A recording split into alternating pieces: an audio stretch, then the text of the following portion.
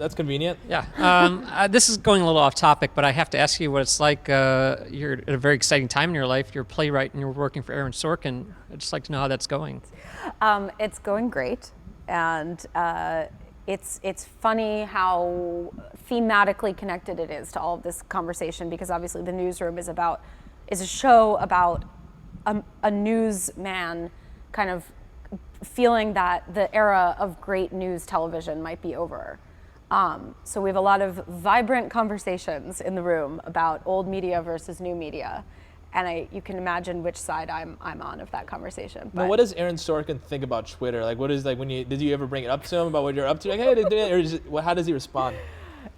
Aaron really doesn't like Twitter. I think it's fair to say. I think I can make a public statement about that.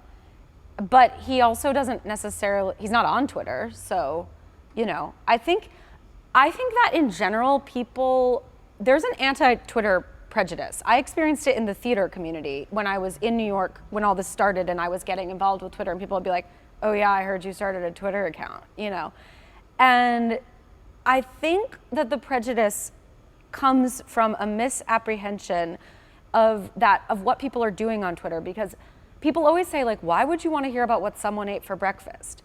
But no one tweets about what they ate for breakfast because nobody would follow them. I think on Facebook, people are talking about what they ate for breakfast, and I quit Facebook because it was boring to me.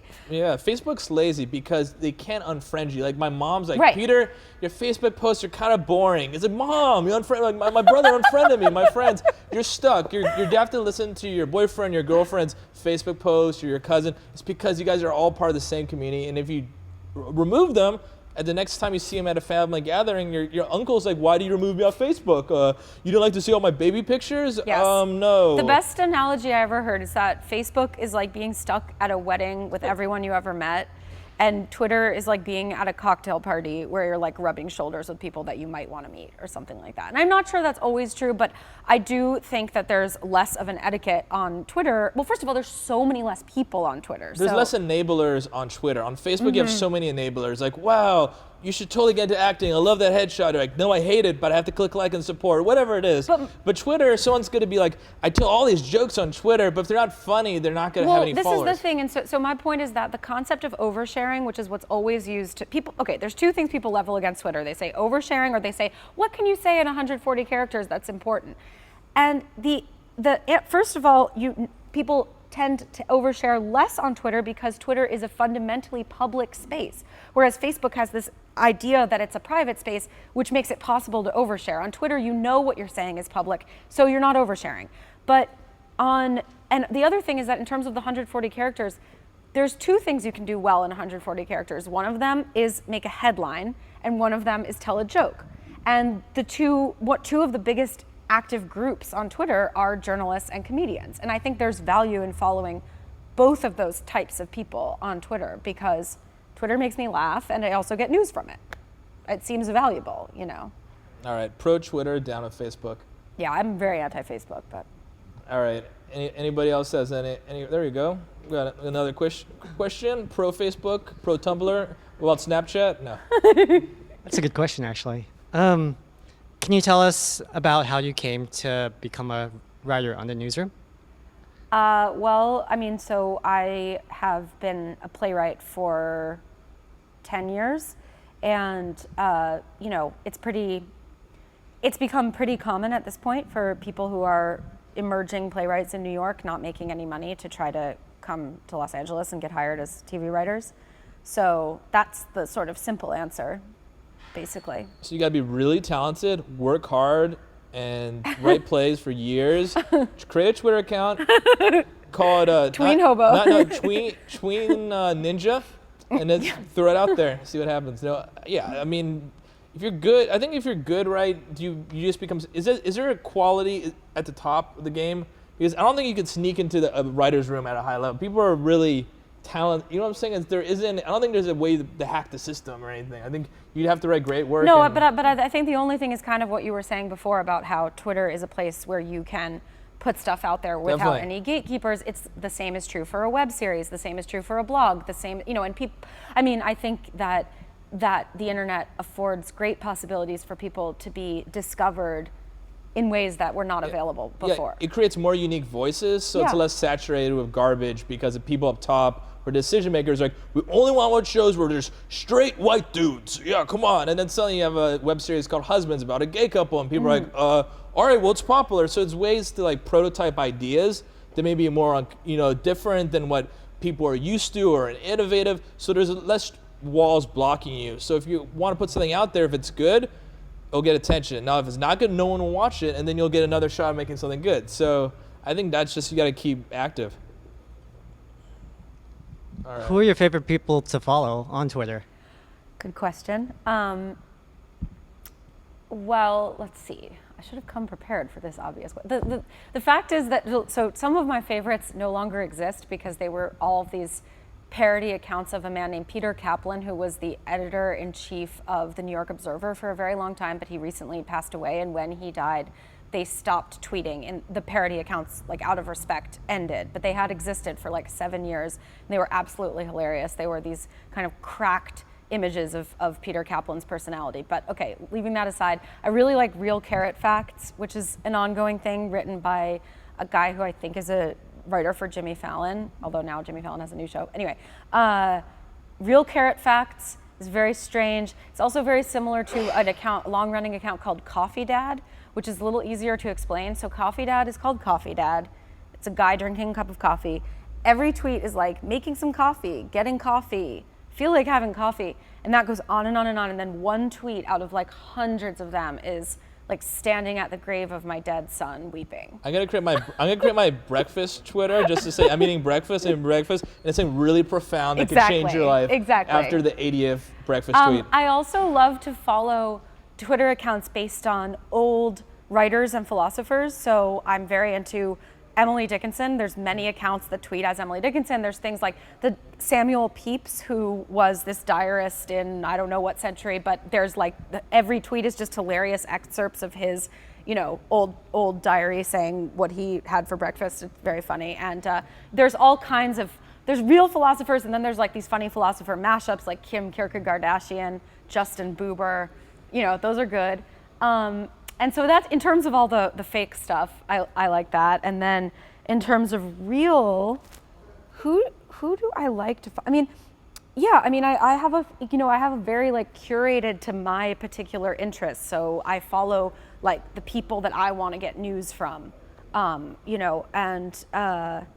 kind of like art institutions that I'm interested in. And yeah, it's a lot going on Twitter.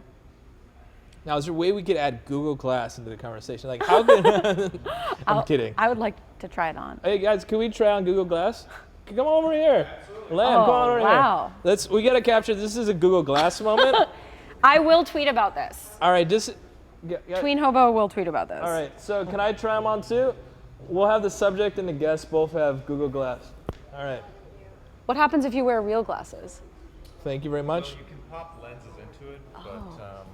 Okay, I'll just try it without, yeah. I could see the question you're going to ask before you ask it. Can you see the screen? No. Yes, I can see the screen. Let's see. Try tapping on the side. Oh, There you go. that's so weird. Oh my God. Now, all questions have to be focused on Google Glass, nothing else. All I Nothing. see is the word Google. That doesn't seem that helpful yet. So on the side, you can swipe the side forward and back, and it scrolls through a menu. Take a picture. Take a picture. And is there a thing where it's gonna like where it will take pictures all the time? Like, You can set it to record, whoa. or you can just snap pictures, or you can talk to it and you can tell it to snap a picture. Well, it has no network connectivity right now, so I'm gonna take it off. All right. Okay, so let's continue questions. Does anyone have any other questions for this awesome little fireside chat we got going on? Would Tween Hobo think Google Glass is dorky or pretty cool? I think that she would like it. It's just my guess. I don't know. What about fashion-wise? The look of it. Well, Tween Hobo is aware of the attempts that Google Glass is making to work its way into the fashion world. And I think that it actually has a chance right now because anyone who's been on the internet recently might have heard of something called normcore. which is a new fashion statement, which is all about wearing very normal things and very kind of slightly dorky things. And so, normcore right here. Yeah, well, so Google Glass is very normcore in my opinion. So maybe that's good for Google Glass. I don't know. I dig that. So now back to the question. I'm going to ask you a question. All right. Yeah. So what? Okay, you have like say on all the TV shows that you just like binged on or love. You can remember like lines. What show you think would have best complemented Twitter? Well, okay, the two that immediately come to my mind are The Office and 30 Rock. The Office because we knew those characters so well and we spent so much time with them over so long, and it didn't really matter what the individual stories were, right? Like it didn't matter what was happening on that episode. We got what like a Michael joke was and what a, like Jim and Pam, you could have imagined, I could have followed those people on Twitter as those characters, right? Like I could have followed Michael Scott tweeting, right? And it would have been kind of comforting because we felt that we knew them well. And then 30 Rock, I would say, because 30 Rock to me feels like Twitter. It's so chaotic and fast and joke-based.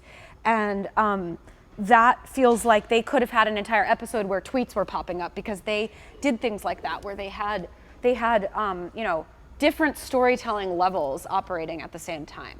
So you need that complexity to layers. It needs to be more like, so Yeah. it needs to fit the spine of Twitter. yeah, I mean maybe like Sherlock. Yeah. Some show with mysteries involved. Certainly not Mad Men because that what would about be the Wire? inappropriate. What about the Wire? Because that was a pretty crazy show. I don't know. If David Simon could have like incorporated Twitter into the Wire, like maybe the universe would have exploded because that would be so hard. Like his stories were so finely plotted. I think that the big point I'm trying to get at is that Twitter is more about character than it is about story. I see. Even though this is a storytelling event.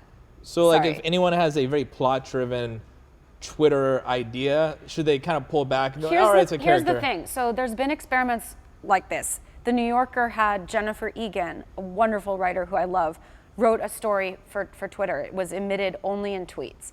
I ended up reading that story when the whole thing was printed together in the New Yorker. It was an incredibly great story. It might have been cool to encounter it on Twitter in pieces, but there's no way you would have gotten the whole thing because no one's paying that much attention to Twitter. You always have to understand with any tweet, you don't know if anyone's even gonna see it. Like, it's so incidental. So it's like a stock ticker. So you That's right. shouldn't have like this huge odyssey on Twitter of Right. plots and everything like Right. that, because it'll get you some press, it'll be a novelty, but in reality, what's gonna get you the most attention is a very character-driven material. Characters, moments, jokes, weird experiences for, the whole horse ebooks thing, which was a tremendously successful Twitter So experiment. what is horse ebooks for people who don't know what it is? Okay, so Horse eBooks was probably like the longest running and most successful Twitter fiction experiment. And the punchline of it, which emerged a few months ago, is that it was done by two real people. Everyone the whole time had thought it was a bot. They thought that it was just a robot randomly picking pieces of spam out of the internet and putting it out in the form of this bizarre account called Horse eBooks.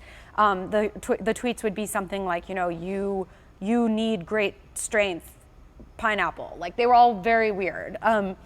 And it turned out it was exposed that, or the authors self-exposed as part of their ongoing performance art project that they had been tweeting it the whole time. And a lot of people were angry because they thought it was a robot, but I thought that was pretty cool because they convinced everyone it was a robot for so long, and some people had suspected it was maybe not a robot. But Horse eBooks, I actually ended up communicating with the guy who did it, and he said that they actually did have a story, but that was far beyond me. I never was aware of any story, and I don't think the story mattered. I think that what mattered was like each tweet was its own weird experience. All right, and the most important question is, what's your Twitter account? My actual self is miscellaneous, but it's a little hard to spell. But if you go to Tween Hobo, I have a link to my Twitter account. So, Perfect. yeah. I'm Peter Katz 1.